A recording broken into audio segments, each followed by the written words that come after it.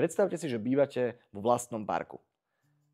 Súčasne ale nebývate v rodinnom dome, bývate v bytovom dome so susedmi, bývate s rodinou, bývate v komunite a vaša záhrada je váš privátny park.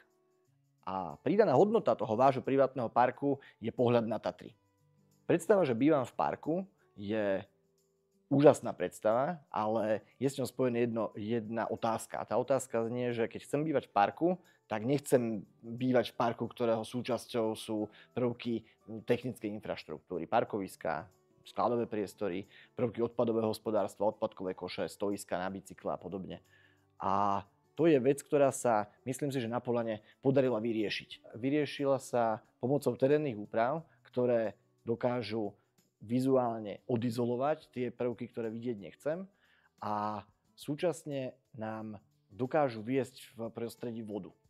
Krajná architektúra súčasnosti a hlavne v takýchto ekologických konceptoch sa pohráva so základnou myšlienkou, ako zlepšiť mikroklímu prostredia.